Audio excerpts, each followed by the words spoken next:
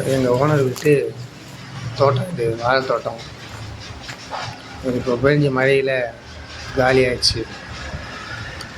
சரி அப்படியே பார்த்துட்டு வரலான்னு போகணும். அங்கே போனதே ஆக்சுவலாக வந்து பதற அடிக்கிறது பார்க்கறதுக்கு தான் போகணும். பதற தான் அந்த லாஸ்ட்டில் அடிச்சிருக்காங்க பாருங்கள், அங்கே அடிச்சிட்ருக்காங்க. சரி நான் சும்மா வாழை தோட்டத்தை பார்த்துட்டு வருவோம் அப்படின்னு போனேன். ஆனால் கஷ்டமாக இருந்தது. அவர் ரொம்ப கஷ்டப்பட்டு அவன் பக்கம் இதே வேலையாக இருந்தார்.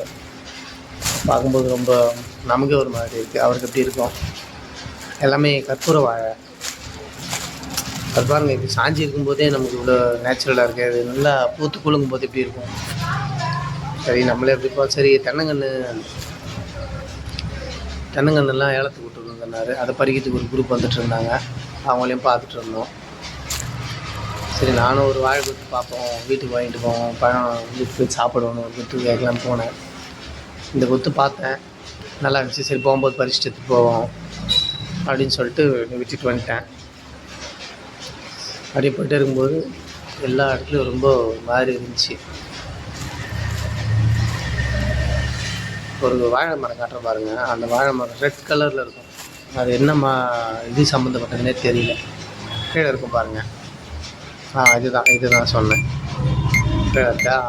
இப்போ அப்படியே போவோம், நெக்ஸ்ட்டு போவோம். பக்கத்தில் ஒரு பம்ப் செட்டு இருக்குது, போய் பார்த்துட்டு வந்துடு அப்படின்னாரு.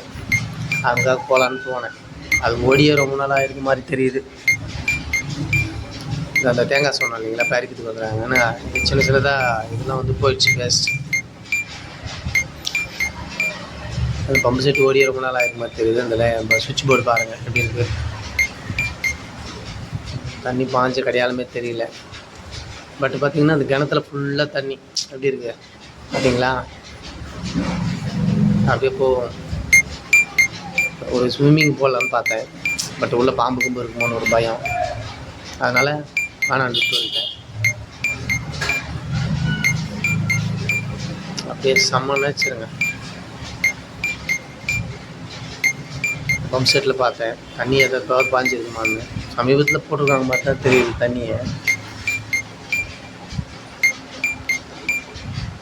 வாழை மரம், வாழைத்தோப்பு, கிணத்துக்குள்ளே போயிட்டு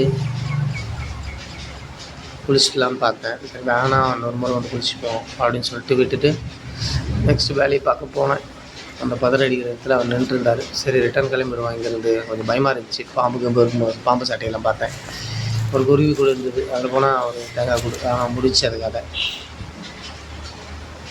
சரி கிளம்புவோம், ரிட்டர்ன் போயிடுவோம் அப்படின்ட்டு போயினே இருந்தப்போ இன்னொரு காய் தம்பிச்சு. அதை போய் பார்த்தா அதுவும் தம்பு துண்டு தான் இருந்துச்சு. அது ஒன்றும் பெருசாக அதில் இன்னும் பெருசாக இருக்காது. அதனால் அதை தூக்கி போட்டு கிளம்புனேன். எல்லாத்தையும் ஒன்றா போட்டேன். சரி வேலைக்காவது கிளம்புவோம் அப்படின்ட்டு எல்லாத்தையும் சுற்றி முற்றி பார்த்துட்டு, தென்னை மரம் செம்ம காய்ங்க.